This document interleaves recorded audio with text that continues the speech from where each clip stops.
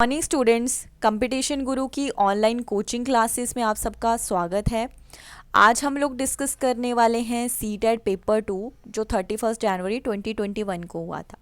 First part हम लोग discuss करेंगे चाइल्ड डेवलपमेंट एंड पैडागोजी, जिसमें हमारा फर्स्ट क्वेश्चन है to promote meaningful learning in the classroom a teacher should. कक्षा में अर्थपूर्ण अधिगम को प्रोत्साहित करने के लिए एक अध्यापक या अध्यापिका को क्या करना चाहिए। ऑप्शंस हमारे पास हैं help students to regulate their own emotions and motivation. विद्यार्थियों की सहायता करनी चाहिए कि वो अपने मनोभावों या अभिप्रेरणों को सुव्यवस्थित कर पाएँ, या फिर कैटेगराइज करना चाहिए और लेबल कर देना चाहिए स्टूडेंट को उनकी परफॉर्मेंस के बेसिस पे, या फिर प्रमोट करना चाहिए dialogue and discussion among children to build multiple perspectives.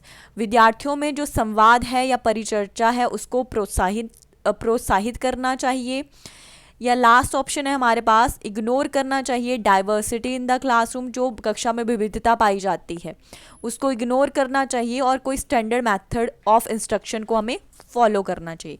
तो सिर्फ यहाँ पे आपने ऑप्शन ये वाली नहीं देखनी थी, ऑप्शन ये थी कि फर्स्ट ऑप्शन है जहाँ पे फर्स्ट, थर्ड और फोर्थ ऑप्शन हमारे पास सही है। तो फर्स्ट ऑप्शन क्या है कि हेल्प करनी है स्टूडेंट की कि रेगुलेट कर पाएँ वो अपने इमोशंस को और मोटिवेशन को। हाँ, ये ऑप्शन क्या लगती है, हमें सही लगती है। ओके, इसको साइड कर लिया। सेकेंड ऑप्शन क्या थी हमारे पास, कैटेगराइज और लेवल करना चाहिए स्टूडेंट्स को according to their performance and जो एबिलिटी ग्रुपिंग है उसको बनाना चाहिए। तो ये क्या है, जब भी लेबल ऐसा कुछ या कैटेगराइज ऐसा कुछ ऑप्शन आ जाती है हमारे पास या वर्ड यूज़ होता है तो वो स्टेटमेंट क्या हो जाती है, नेगेटिव टाइप की स्टेटमेंट आ जाती है जो कभी भी करेक्ट आंसर नहीं हो सकता है सीडीपी में। तो ये हट गया। फिर नेक्स्ट है प्रमोट करना चाहिए डायलॉग एंड डिस्कशन को among children to build multiple perspectives. हाँ, ये चीज़ तो सही है कि हम क्या कर सकते हैं, विद्यार्थियों को संवाद और परिचर्चा के लिए प्रोत्साहित कर सकते हैं, है ना, जिससे उन्हें किसी भी पर्टिकुलर चीज़ के लिए मल्टीपल पर्सपेक्टिव बन जाए। तो इस ऑप्शन को भी लेके चलते हैं कि ये भी सही ऑप्शन है। लास्ट ऑप्शन है इग्नोर करना है डाइवर्सिटी को, जो कि कक्षा में विविधता पाई जाती है उसको कभी भी हम इग्नोर नहीं करते हैं, उसे हम क्या लेते हैं, एज एन इक्विपमेंट यूज़ करते हैं। उसका यूज़ किया जाता है क्लास में बच्चों को जो लर्निंग है प्रोसेस है उसको सही सुचारू ढंग से चलाने के लिए। तो ये ऑप्शन भी क्या है, नेगेटिव टाइप की है। तो हम किसके साथ बच गए, ऑप्शन 1 एंड 3 के साथ, जो हमें कहाँ पे मिलती है, 3 ऑप्शन में। तो राइट आंसर आ गया 3।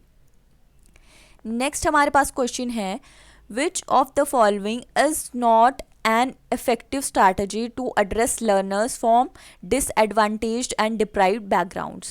प्रतिकूल परिस्थितियों और वंचित पृष्ठभूमि वाले अधिगमकर्ताओं को संबोधित करने के लिए हमें कौन सी पद्धति प्रभावशाली नहीं लगती है। क्या चीज़ ध्यान रखनी है, ये जो नॉट है या नहीं है ना, कि नेगेटिव वाली स्टेटमेंट्स आप क्या कर सकते हो, यहाँ चूज कर सकते हो।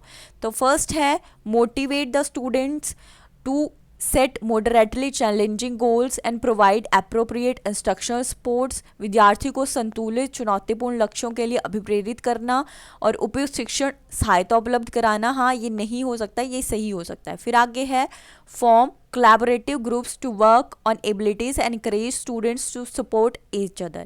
कि जो कार्यकलाप हैं वहाँ पे हम क्या बना दें, विद्यार्थियों के ग्रुप बना दें, उनको कोलैबोरेट करें, क्योंकि वहाँ से बच्चा क्या सीखता है, कोलैबोरेशन से अच्छे तरीके से सीखता है।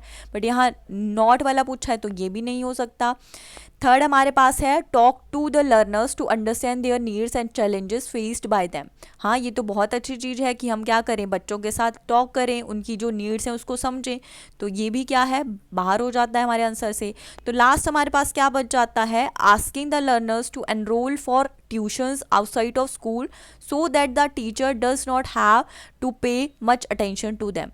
तो ये तो बिल्कुल नहीं हम कर सकते हैं कि हमारी क्लास में कोई बच्चा है और वो क्या है, किसी प्रकार से डिप्राइव्ड है, कि अलग बैकग्राउंड को बिलोंग करता है, इसकी वजह से हम उसे क्या बोल दें कि आपको क्या करना चाहिए, किसी और स्कूल में एनरोलमेंट लेना चाहिए या स्कूल के बाहर भी आपको क्या करनी चाहिए, ट्यूशन स्टार्ट करनी चाहिए। तो ये किस टाइप की स्टेटमेंट होगी, नेगेटिव टाइप की। और नेगेटिव टाइप की स्टेटमेंट हमारे लिए यहाँ क्या होगी, सही होगी। तो राइट आंसर आ गया 4। ये जो नॉट है इसको हमेशा क्या रखना है, माइंड में रख के चलना है, अदरवाइज आपका आंसर क्या हो सकता है, गलत हो सकता है। नेक्स्ट हमारे पास क्वेश्चन है physical and emotional health of children dash there learning. जो बच्चों की के अधिगम में शारीरिक स्वास्थ्य और सांवेदिक व्यवस्था है वो क्या करती है, इज़ नॉट रेफर टू, क्या उसको हमें ध्यान में नहीं रखना है, कोई आपसी संबंध नहीं है, जी नहीं, ऐसा बिल्कुल नहीं हो सकता है, इनके बीच में रिलेशनशिप ना हो, या इनके बीच में एक इनसिग्निफिकेंट रिलेशनशिप है। वही बात आ गई, नॉट की जगह इनसिग्निफिकेंट यूज़ कर लिया, तो फर्स्ट भी गलत हो गया, सेकंड भी गलत हो गया। थर्ड क्या ऑप्शन है हमारे पास, does not have any influence, कोई प्रभाव नहीं डालता। फिर से क्या देख रहे हो आप, वर्ड्स को सिर्फ घुमाया जा रहा है, मीनिंग वही सेम निकल के आ रहा है। तो लास्ट ऑप्शन हमारे पास क्या बन गई, plays an important role in, जो फिजिकल और इमोशनल हेल्थ है बच्चे की वो क्या करती है, लर्निंग पे एक इफेक्टिव प्रभाव डालती है, इंपॉर्टेंट रोल प्ले करती है। तो राइट आंसर क्या आ गया, फोर्थ। बहुत ही इजी क्वेश्चन था। नेक्स्ट है, it is important to create dash learning environment in the classroom rather than dash one. कक्षा में जो अधिगम है उसको प्रभावशाली बनाने के लिए हमें किस प्रकार का वातावरण की रचना करनी चाहिए और किस प्रकार की नहीं होनी चाहिए, ये क्वेश्चन था। तो जो इन्वायरमेंट है वो फियरफुल होना चाहिए और फैसिलिटेटिव नहीं होना चाहिए, या कम्पिटिटिव होना चाहिए और फैसिलिटेटिव नहीं होना चाहिए, या कोलैबोरेटिव होना चाहिए और कम्पिटिटिव नहीं होना चाहिए, या कम्पिटिटिव होना चाहिए और कोलैबोरेटिव नहीं होना चाहिए। तो यहाँ पे क्या चीज़ आ जाती है, आप क्या देख रहे हो कि इन्वायरमेंट जो है क्लासरूम का वो कैसा होना चाहिए, कोलैबोरेटिव होना चाहिए। तो पहले यहाँ पे क्या भरा जाना चाहिए, यहाँ पे आना चाहिए कोलैबोरेटिव, है ना। तो ये चीज़ अब कोलैबोरेटिव फर्स्ट में है तो सिर्फ हमारे पास एक ऑप्शन में बचता है, सो सेकंड में क्या आ जाएगा, कम्पिटिटिव। राइट आंसर आ गया 3। आपको सेकंड वाले कम्पिटिटिव या फैसिलिटिव इनको देखने की जरूरत नहीं थी, आपको सिर्फ क्या देखना था, यहाँ कोलैबोरेटिव देखना था। नेक्स्ट है, which of the following is an example of effective motivational strategy to encourage students to learn. क्या बताना है कि अधिगम के लिए अभिप्रेरित करने के लिए कौन सी प्रभावशाली पद्धति है।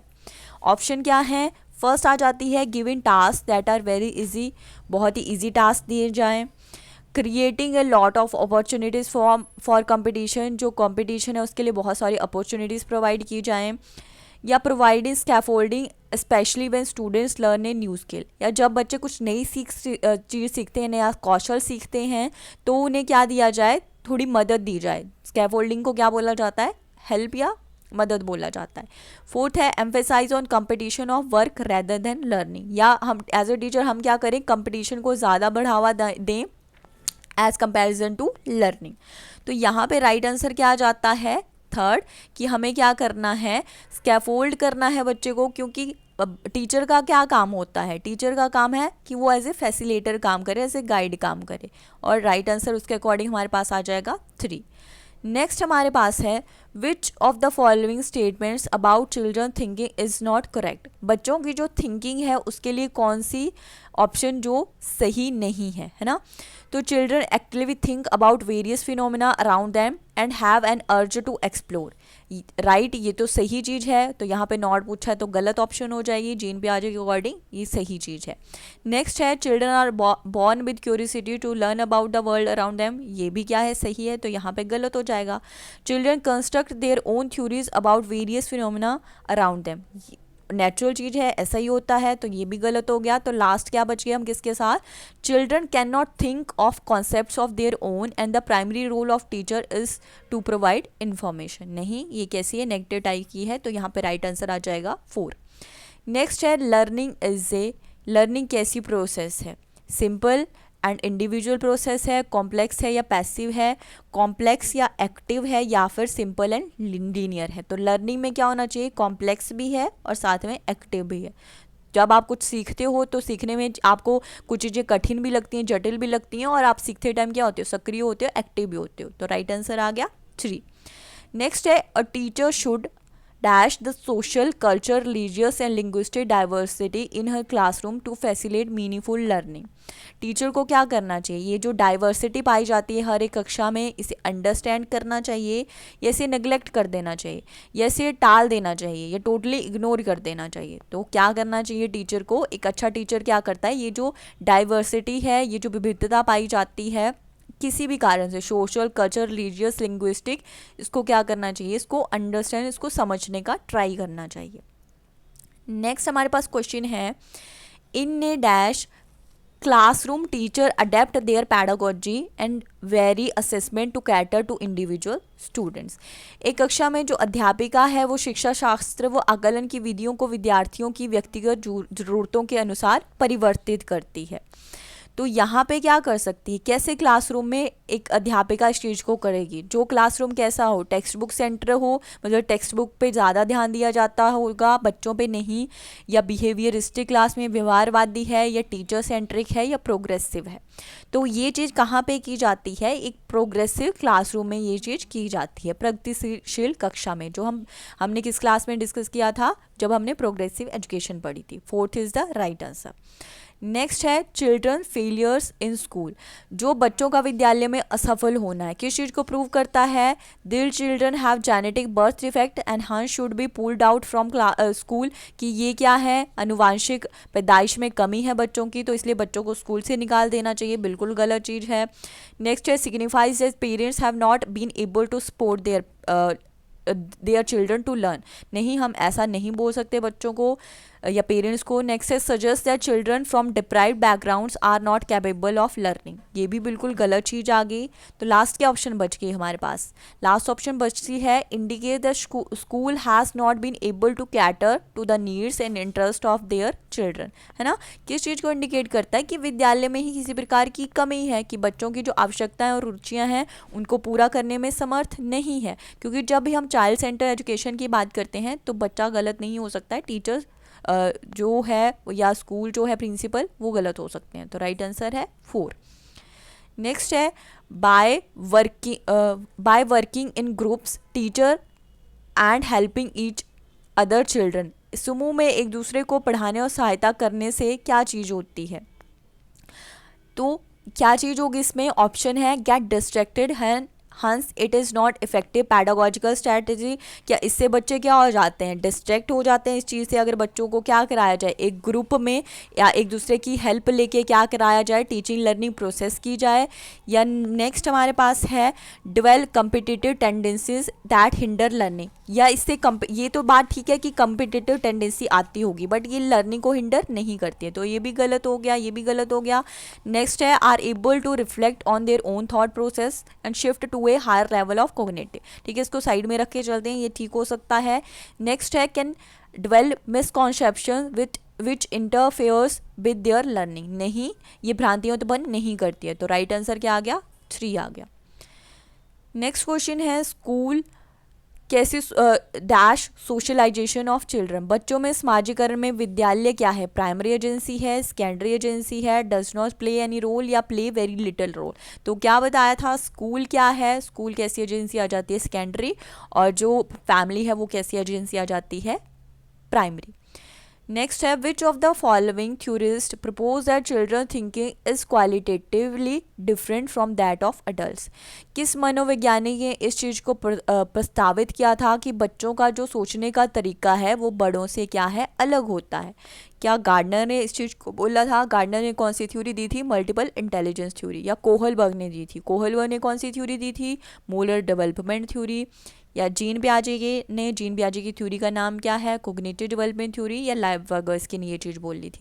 तो किसने बोला था, ये चीज़ सबसे पहले बोली थी जीन पियाजे ने, इसलिए इन्हें क्या बोला जाता है, फादर ऑफ चाइल्ड साइकोलॉजी। इन्होंने सबसे पहले ये बात की कि बच्चे क्या हैं, बड़ों से अलग हैं, उनके सोचने का तरीका भी क्या है, अलग है। नेक्स्ट हमारे पास क्वेश्चन है which of the following statement about development is correct. कौन सा ऐसा कथन है जो विकास के बारे में सही है। क्या ऑप्शन है हमारे पास, फर्स्ट है development occurs in a neat orderly set of stages predetermined by genetic factors. या फिर development is simple and unidimensional. Third है there is lot of culture diversity in the development of children. And fourth आ जाता है children across the world follow the same sequence and exact time of development. तो यहाँ पे ये जो first statements हैं ये तो गलत हो जाती हैं, ये सरल भी नहीं होता है, एक दिशा भी नहीं होता है, या हम ये नहीं बोल सकते कि एक प्री डिटर्मिन्ड वे में ही हमेशा होता है। फिर ये जो दो ऑप्शन बचती हैं कि यहाँ पे क्या है, कल्चर डाइवर्सिटी पाई जाती हैं, बच्चे अलग कल्चर में अगर रहते हैं तो अलग तरह से डेवलप होते हैं, या फिर क्या है, जो चिल्ड्रन है सारे दुनिया के किसी भी हिस्से में रहते हों, जो सीक्वेंस है वो सेम रहता है और एग्जैक्ट टाइम ऑफ डेवलपमेंट होता है। तो यूनिवर्सल है ये चीज़, तो क्या है, जीन पियाजे ने बोली है, बट यहाँ पे जो सीक्वेंस है वो सेम रहेगा, इस चीज़ को हम क्लियरली नहीं बोल सकते हैं, तो ये भी गलत हो गया। तो अब अगर हम चले वाइगोस्की के अकॉर्डिंग, तो उन्होंने बोला था कि बच्चों की जो डेवलपमेंट है उसमें सांस्कृतिक विविधताएं, कल्चर डाइवर्सिटीज पाई जाती हैं, तो इसके अकॉर्डिंग हम राइट आंसर ले लेते हैं थर्ड। नेक्स्ट है, which of the following is a major hallmark of the period of middle childhood. जो मध्य बाल्यावस्था है उस अवधि का मुख्य प्रमाण चिन्ह कौन सा है, कि इसमें rapid development of motor skills होती है और ओवरऑल फिजिकल जो एक्टिविटीज़ है उनमें ग्रोथ होती है, या डेवलपमेंट ऑफ साइंटिफिक रीजनिंग और एबिलिटी एंड थिंक, आप एब्स्ट्रैक्टली थिंक करते हो, emergence of make believe play या प्रतीकात्मक खेल का उभरना है, या लास्ट हमारे पास क्या आ जाता है, development of logical thought that is concrete in nature. तो मिडल चाइल्डहुड की अगर बात करें, इसको ले लेते हैं अकॉर्डिंग टू पियाजे, क्योंकि यहाँ पे बहुत सारी चीज़ें मतलब मैक्सिमम किसी से पूछे बोला गया है, जो हमारे पास ऑप्शन दी हैं वो सारे ही कहाँ से लग रहे हैं, जीन पियाजे की कॉग्निटिव डेवलपमेंट थ्योरी से लग रहे हैं। तो उन्होंने ऐसे मिडल चाइल्डहुड या अर्ली चाइल्डहुड ऐसी कुछ स्टेजेस नहीं दी थी, उन्होंने कितनी स्टेजेस दी थी, 4। फर्स्ट आ जाती है sensory, second preoperational, third आ जाती है कंक्रीट और फोर्थ आ जाती है फॉर्मल। तो अगर मिडल चाइल्डहुड की बात करें तो वहाँ वो कौन सी स्टेज में आ जाता है, वो आता है बच्चे में 2 से 7 साल, जो कौन सी स्टेज थी हमारे पास, मिडल चाइल्डहुड ले लें अगर, तो मिडल चाइल्डहुड हम कौन सा मान सकते हैं कि बच्चा क्या है, यहाँ पे मिडल चाइल्डहुड में ज़्यादातर अब कंक्रीट आ सकती है, ये नहीं कौन सी हो गया, 7 से 11 साल का बच्चा हो सकता है, या अबव क्या हो सकता है, 11 हो सकता है ना। तो इसको मेनली हम क्या बोल सकते हैं, बच्चे का मिडल चाइल्डहुड, क्योंकि उसके बाद वो अडोलसेंस की तरफ जाएगा, है ना। इसको ले सकते हैं अर्ली चाइल्डहुड ले सकते हैं। तो ये स्टेज कौन सी थी, कंक्रीट ऑपरेशनल स्टेज थी। तो अब हमें पता है कि जो लॉजिकल थिंकिंग होती है या लॉजिकल थॉट होते हैं वो वैसे तो कहाँ पे होती है, फॉर्मल में होती है, लास्ट स्टेज में, बट क्या बोला कि ये कंक्रीट होते हैं नेचर में। कैसे होते हैं, एक तरह से मूर्त होते हैं। तो मूर्त कंक्रीट की बात आ गई, तो हमें पता है ये कब होता है, थर्ड में होता है कंक्रीट ऑपरेशनल। तो राइट आंसर मिडल चाइल्डहुड हम ले लेते हैं, इसके अकॉर्डिंग राइट आंसर हमारे पास आ गया फोर्थ। नेक्स्ट है, अकॉर्डिंग टू जीन पियाजे children in formal operational stage. Again Jean पियाजे की थ्योरी में से क्वेश्चन पूछ लिया कि जो बच्चे हैं ऑपरेशनल फॉर्मल स्टेज जो है अमूर्त संक्रियात्मक अवस्था, उसमें क्या होते हैं, कैन नॉट कंजर्व क्लासीफाई नेसेरिएट, नहीं वो कर पाते हैं। मेनली यहाँ पे लॉजिकल क्या आ जाती है, थिंकिंग आ जाती है, डिसीजन मेकिंग पावर आ जाती है बच्चे में, बच्चे की जो मेंटल एबिलिटीज़ हैं उनकी ओवरऑल डेवलपमेंट हो जाती है, एब्स्ट्रैक्ट थिंकिंग होती है। तो ये सारी चीज़ें हमने क्या करनी है, यहाँ पे ढूंढनी है। तो फर्स्ट में ऑप्शन में नहीं है। नेक्स्ट क्या है, begin to engage in make believe and symbolic play, नहीं ये चीज़ भी नहीं आएगी, सिम्बॉलिक प्ले ये सारी चीज़ें नहीं आएगी, सेकेंड में आता है। Next are capable of hypothetic deductive reasoning and proportional thought, हाँ जी ये चीज़ आ जाती है, मेनली उनमें क्या आ जाती है, हिपोथेटिकल डिडक्टिव रीजनिंग। लास्ट है जैसे सेंट्रेशन, तो ये चीज़ भी नहीं आती है, हमारे पास राइट आंसर आ गया थर्ड। नेक्स्ट हमारे पास क्वेश्चन है, at which age of Lawrence Kohlberg theory. अब कहाँ से क्वेश्चन आ गया, कोहलबर्ग की मोरल डेवलपमेंट थ्योरी में से क्वेश्चन आ गया। क्या क्वेश्चन है, do individual believe that actively maintaining the current social system ensures positive human relationship and social order. क्या है क्वेश्चन पूछा है कि व्यक्ति किस अवस्था में है जब वो विश्वास करता है कि वर्तमान सामाजिक प्रणाली को सक्रियतापूर्वक बनाए रखने से धनात्मक मानवीय संबंध और सामाजिक वर्ग सुरक्षित रहते हैं। ऑप्शन क्या है हमारे पास, फर्स्ट ऑप्शन है the instrumental purpose orientation, second है the universal ethical principle orientation, third option है the punishment and obedience orientation, and last है सोशल ऑर्डर मेंटेनिंग ओरिएंटेशन। तो अब क्या चीज़ आपने ध्यान में रखनी है कि जब व्यक्ति क्या विश्वास करता है कि जो सामाजिक प्रणाली है उसको हमने क्या करना है, एक तरह से मेंटेन करके रखना है, क्योंकि ये क्या है, जो ह्यूमन रिलेशनशिप है सोसाइटी के साथ उसके लिए पॉजिटिव चीज़ है, ये सही है, ऐसा ही होना चाहिए, अदरवाइज क्या आ जाएगा, चीज़ों में इनबैलेंस आ जाएगा। तो ये कहाँ पे होती है, एक तरह से होती है ये सोशल ऑर्डर जब हम रखना चाहते हैं, जैसे और क्या नाम दे सकते हैं हम, स्टेज का नाम आ जाता है सोशल कॉन्ट्रैक्ट, और किस में होती है ये, पोस्ट ऑपरेशन कन्वेंशनल स्टेज में होती है ना। तो राइट आंसर आ गया 4। नेक्स्ट हमारे पास है during the period of childhood development, बाल्य अवस्था की अवधि में जो विकास है वो क्या है। ऑप्शन हमारे पास हैं, consist only of quantitative changes, सिर्फ क्वांटिटेटिव चेंजेस होते हैं, नहीं क्वालिटेटिव होते हैं बहुत हद तक। डिसऑर्डरली और डिसजॉइंट है, नहीं ये भी नहीं बोल सकते कि डिसऑर्डरली और डिसजॉइंट है। Slow and can not be measured, नहीं ऐसा भी नहीं है कि हम मेज़र नहीं कर सकते हैं और स्लो होता है। इस मल्टी लेयर्ड एंड कॉम्प्लेक्स, हाँ बहुस्तरीय है और मिश्रित होता है। तो राइट आंसर आ गया 4।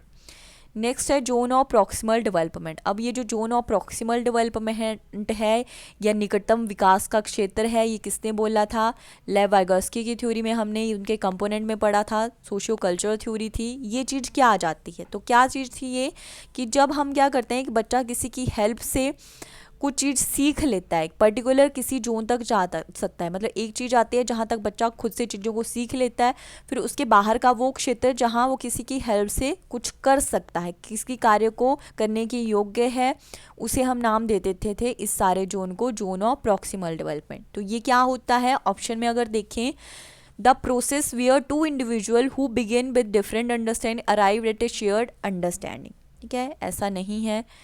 नेक्स्ट है the process in which children learn to perform task as set by the elder members in society, यह वो प्रक्रिया है जिसमें बच्चा समाज के वयस्क सदस्यों द्वारा निर्धारित विधि से कार्य करता है, नहीं ये भी नहीं है। थर्ड हमारे पास आ जाता है the area between the child's current level, जो बच्चे का वर्तमान स्तर है, एंड जो इंडिपेंडेंट परफॉर्मेंस है और जो वो खुद से कर सकता है, उसके बीच में क्या है, उसके बीच का ये लेवल है। तो हमारे पास यही तो चीज़ था जोन ऑफ प्रॉक्सिमल डेवलपमेंट। तो राइट आंसर आ गया हमारे पास 3। नेक्स्ट है in a progressive classroom assessment of learners during the process of teaching learning, एक प्रगतिशील कक्षा में अगर शिक्षण अधिगम प्रक्रिया की बात करें तो उसमें जो मूल्यांकन है वो कैसा होना चाहिए, उसमें मूल्यांकन की बात करें तो मतलब किस तरह से हम सही मूल्यांकन कर सकते हैं। तो हमारे पास ऑप्शन है is helpful in identifying high low and non achievers, नहीं ऐसी तो बिल्कुल बात नहीं करेंगे, सारे नेगेटिव वर्ड आगे। Is very important since it gives insight into children understanding and helps the children to reflect on her pedagogy, ठीक है, ये ऑप्शन सही लग रही है, इसको साइड में रख सकते हैं। नेक्स्ट है is not at all helpful in children learning, बिल्कुल गलत है। लास्ट है creates a hindrance in the process of children learning, नहीं, क्योंकि इवैल्यूएशन का मोटिव ही क्या होता है, उद्देश्य क्या है कि बच्चों को अगर किसी प्रकार की परेशानी आ रही है या जो उनकी ओवरऑल पर्सनैलिटी में चेंजेस आ रहे हैं उनको मेज़र करना है, किसी प्रकार की प्रॉब्लम आ रही है तो उसको सॉल्व करना है, बच्चे के इंडिविजुअल डिफरेंसेस को पहचानना है, एक तरह से रेमेडियल टीचिंग देनी है। तो ये सारी चीज़ें हमें किस ऑप्शन में मिलती हैं, ऑप्शन 2 में। राइट आंसर आ गया 2। नेक्स्ट है which of the following is correctly matched pair of type of intelligence and and state performance possibilities as per Harvard Gardner's theory of multiple intelligence. कहाँ से क्वेश्चन पूछ लिया है, हार्वर्ड गार्डनर की बहुबुद्धि सिद्धांत से। और हमारे पास ऑप्शन क्या है, टाइप ऑफ इंटेलिजेंस दिया है और वहाँ पे एक तरह से मतलब किस तरह से परफॉर्म करता है अगर पर्टिकुलर किसी स्पेसिफिक टाइप की बच्चे के पास इंटेलिजेंस है। जैसे लिंग्विस्टिक जो भाषिक है वो क्या है, स्कल्प्टर होगा, मूर्तिकार होगा, नहीं लिंग्विस्टिक में क्या चीज़ आए, जो भाषिक जिसमें इस टाइप के इंटेलिजेंस ज़्यादा है वो क्या हो सकते हैं, अच्छे राइटर्स हो सकते हैं, मूर्तिकार नहीं होंगे। बॉडली काइनेस्थेटिक जो शारीरिक गति संवेदना है वो खिलाड़ी, हाँ जी ये तो होते हैं, हमने पढ़ा था। नेक्स्ट स्पेशल थेरेपिस्ट हो सकते हैं, तो ये चीज़ नहीं होगी, स्पेशल थेरेपिस्ट नहीं हो सकते हैं, ये अच्छे बिजनेसमैन हो सकते हैं, मूर्तिकार हो सकते हैं, इंट्रापर्सनल में सेल्स पर्सन हो सकते हैं, नहीं ये भी क्या आ गया, गलत आ गया। तो राइट आंसर आ गया हमारे पास 2।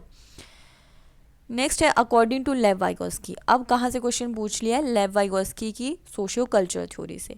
क्वेश्चन है चिल्ड्रन कोग्निटिव डेवलपमेंट अकर्स इन स्टेजेस। बच्चे की कोग्निटिव डेवलपमेंट स्टेजेस में होती है? नहीं, ये लेव वाइगोस्की नहीं बोला है। मैच्योरेशन ऑफ स्कीमास, अब स्कीमास की बात आ गई, ऑप्शन को पढ़ने की जरूरत नहीं है। ये भी क्या है? जीन पियाजे की थ्योरी से है। Language plays an important role in cognitive development of children. Language important role play करती है। हाँ जी, इन्होंने लैंग्वेज को बहुत ज़्यादा इंपॉर्टेंस दी थी और इन्होंने बोला था कि जो बच्चा है उसकी डेवलपमेंट, उसकी सोसाइटी, कल्चर और लैंग्वेज इन सबसे प्रभावित होती है। लास्ट ऑप्शन भी देख लेते हैं, children learn language through language acquisition device. नहीं, ये चीज़ किसने बोली है? चॉम्स्की ने बोली है। तो राइट आंसर लेव वाइगोस्की के अकॉर्डिंग क्या है? 3 is the right answer. Next हमारे पास क्वेश्चन है a child centre classroom is one in which. जो बाल केंद्रित कक्षा है उसमें क्या चीज़ होनी चाहिए? ऑप्शन क्या है हमारे पास? फर्स्ट ऑप्शन है a teacher uses rewards and punishment to direct children behaviour. बिल्कुल गलत। जो पहले की क्लासरूम्स की बात करें, जब जो एजुकेशन थी वो एक तरह से टीचर सेंटर होती थी, तो वहाँ पे ये सारी चीज़ें की जाती थी। यहाँ पे ये गलत हो गया। नेक्स्ट है a teacher is flexible and caters to needs of individual children. ठीक है, ये ऑप्शन सही लग रहा है, इसको क्या रख सकते हैं हम? साइड में रख सकते हैं। नेक्स्ट हमारे पास है the teacher uses the text book as the only source of knowledge. नहीं, सिर्फ हम टेक्स्ट बुक का यूज़ नहीं करते हैं, और भी बहुत सारे हम टीचिंग मटेरियल का यूज़ करते हैं टीचर, तो ये भी गलत हो गया। नेक्स्ट है the teacher segregates the children based on their ability. जहाँ पे वर्गीकृत ये वाला शब्द आ जाता है ना, वो ऑप्शन तो कभी सही हो ही नहीं सकती है। तो राइट आंसर आ गया 2। नेक्स्ट है according to which theorist cultural tools plays an important role in cognitive development of children. तो अभी आप देख रहे हो कि वाइगोस्की की थ्योरी में से कितने सारे क्वेश्चन इस पेपर में पूछे गए थे। कल्चरल टूल, सोसाइटी कल्चर, किसने इसकी बात की है? इसकी बात की थी लेव वाइगोस्की ने। तो राइट आंसर आ गया 3। नेक्स्ट हमारे पास है an effective classroom strategy to reduce gender stereotyping and broadening developmental possibilities for all sexes is. कक्षा में सभी लिंगों में जेंडर रूढ़िवादिता कम करने और विकास के विस्तार की संभावनाओं को बढ़ाने के लिए प्रभावशाली पद्धति कौन सी है? ये हमारे पास ऑप्शंस हैं, यहाँ से हमें बताना है। तो फर्स्ट ऑप्शन है forming same sex ability grouping, कि एक ही लिंग के योग्यता समूह बना दें, या forming mixed sex activity groups and promote discussion, कि क्रियाकलाप के लिए मिश्रित लिंग समूह बनाना और विचार विमर्श को प्रोत्साहित करना। हाँ जी, ये सही लग रहा है, इसको साइड में रख लेते हैं, ये तो गलत हो गया। थर्ड है to ignore and dismiss biological differences among the sexes, लिंगों के जैविक अंतरों की उपेक्षा करना और उन्हें स्वीकार करना। नहीं, ऐसा नहीं करेंगे हम। लास्ट है to reinforce gender roles and portrait in the society. नहीं, इस चीज़ को तो बिल्कुल रीइंफोर्स नहीं करेंगे। तो कौन सी ऑप्शन बच गई हमारे पास? Second is the right answer. Next है मल्टीलिंग्विज्म, जो बहुभाषिता है। किसी क्लासरूम में क्या चीज़ आ जाती है? In classroom needs to be understood as, किस तरह अंडरस्टूड करना चाहिए एक टीचर को? ये जो बहुभाषिता है या मल्टीलिंग्विज्म है या भाषा विविधता है, इसको एक प्रॉब्लम की तरह देखना चाहिए, या सिस्टमेटिक इशू की तरह देखना चाहिए, या एक असेट और रिसोर्स की तरह देखना चाहिए, या फिर एक हिंड्रेंस की तरह देखना चाहिए? तो टीचर को क्या करना चाहिए? इसको एक गुण और साधन की तरह देखना चाहिए। तो राइट आंसर आ गया 3। नेक्स्ट है needs of gifted and creative children can be addressed by, जो प्रतिभाशाली और सृजनात्मक बच्चों की आवश्यकताएं हैं उनको किस प्रकार संबोधित किया जा सकता है? तो किस प्रकार संबोधित कर सकते हैं हम? कि प्रोवाइड करें उन्हें specific instructions to solve problem. नहीं, ऐसा नहीं करेंगे, स्पेसिफिक इंस्ट्रक्शंस नहीं दे सकते।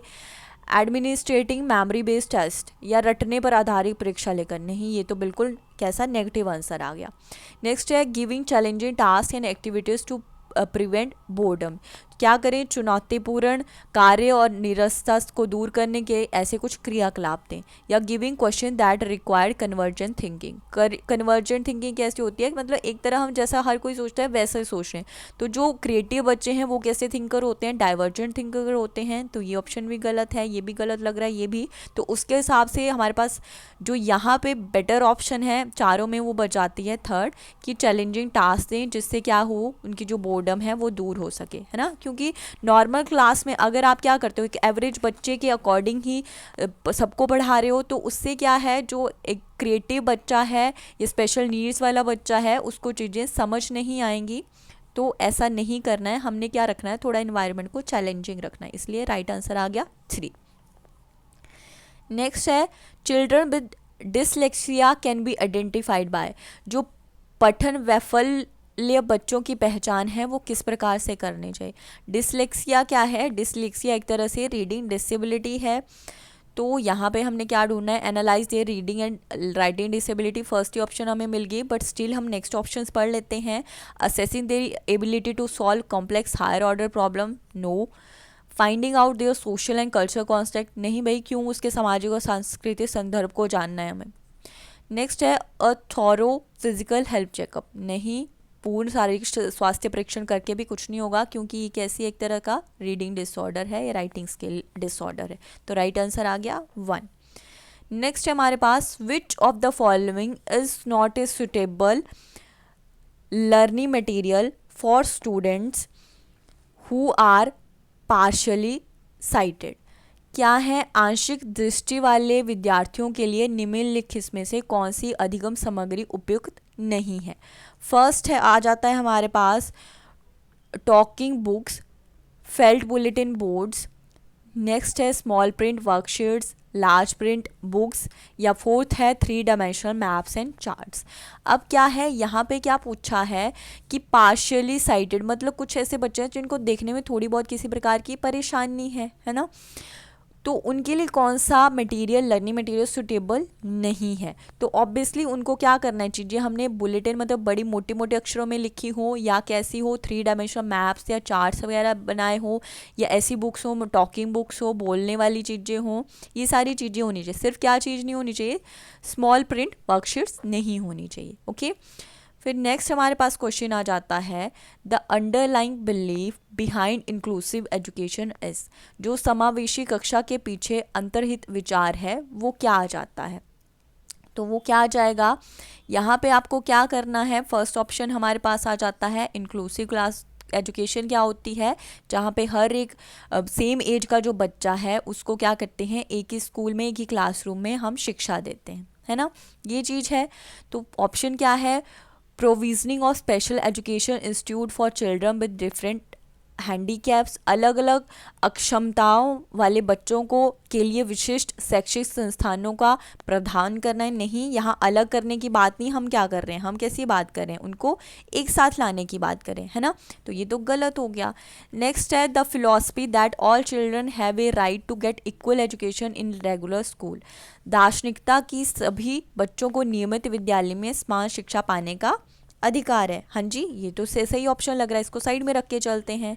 नेक्स्ट है सेग्रीगेशन ऑफ चिल्ड्रन। अब बात आ गई फिर से सेग्रीगेशन की, अलग करना की, तो ये तो बिल्कुल नेगेटिव वर्ड हो गया, तो ये ऑप्शन तो नहीं हो सकती है। लास्ट ऑप्शन है diagnostic labelling of children based on there handicaps for identification और देयर लिमिटेशन। फिर से लेबल करने की बात आ गई, तो ये भी क्या है, गलत होगी। तो राइट हमारे पास क्या बच गया, सेकेंड ऑप्शन। ओके, तो आज के लिए लास्ट क्वेश्चन था। That's all for today. Thank you for watching.